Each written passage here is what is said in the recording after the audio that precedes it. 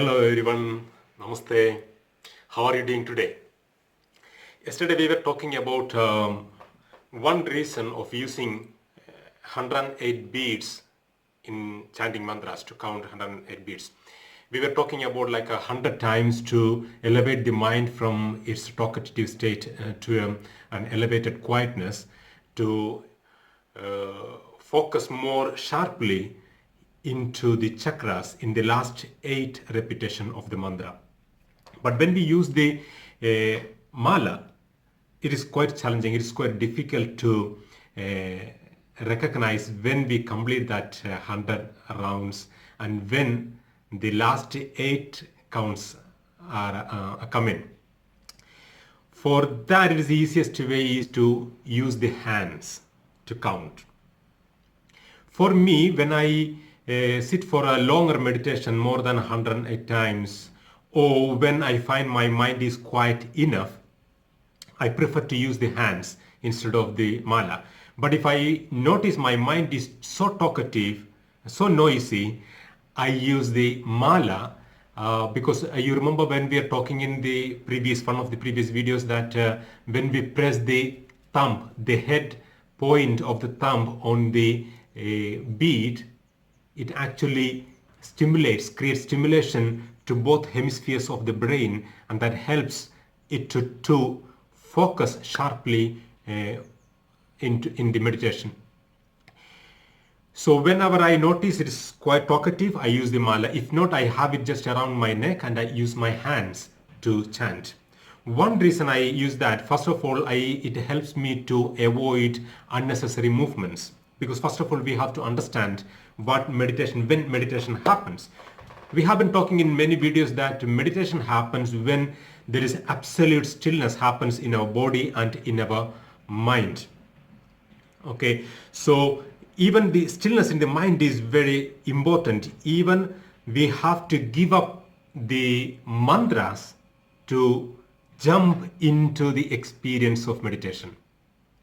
We use the mantras, we use the chanting or a visualization or a prayer or the breath experience or physical experience. We use all these tools as vehicles to carry the mind from its talkative state into the stillness, carry as a vehicle to carry the mind to the door of enlightenment. It is like launching a satellite in the outer space. We use a powerful rocket to pierce into the space to reach the outer space and to launch it. So when they reach the destination, the satellite has to give up its vehicle, the rocket. Then only it can open up its wings, it can expand and start doing its own work. Otherwise, it stays closed in the rocket. The same way, we use the mantras or any technique as a vehicle to reach to the highest level. Then we give up even the vehicle. We give up the mantras, we give up the mala, we give up all the medias to freely expand into the field of pure consciousness. When we reach that level, all the nadis, the energy channels of our body are opened and purified, and the flow of prana happens in the entire system. All the Pancha Bhutas, the 5 elements, find the harmony. When all this harmony happens, we experience that inexplicable meditation. Okay? When I use the hands, I feel a kind of wave in my body. Every time when I touch each point, I feel a wave in my body.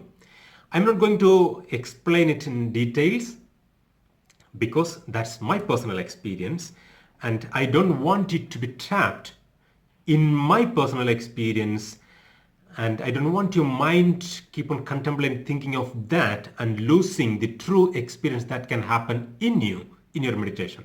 So it is very important we start each meditation with a pure, clean mind. Don't be fixed with to gain a particular experience in meditation. If you do that, you will lose the essence. You will use the spirit of meditation, because we all experience life in different ways. We all perceive life in different ways.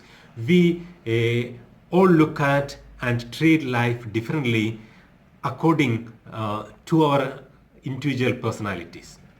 Okay, so why we have a lot of books on meditation, and why we have so many techniques out there? Because each and every masters experience yoga and meditation in different ways. As we said yesterday, all the roads leads to the same truth, but we all deliver a new experience to the world. So be pure. How we use our hands. Let us see how they are numbered. We start at the middle of the ring finger, number 1, number 2, number 3 in the little finger base, middle of the little finger, number 4, 5, 6, 7, 8, 9, 10. We don't use this in the hands. We consider them as the Meru. Yesterday we were talking about Guru Veer. We consider them as the Guru Veer in the hands. Okay, so we use the right hand for individual counts. Every time we chant one mantra, one repetition, you count second, third. So that says 10 counts. Have to count each. So this is one round, and then we count the rounds, each rounds in the left hand. First round, second round, third round, fourth round, fifth round, sixth round, 9, 8, 10. Okay, like that.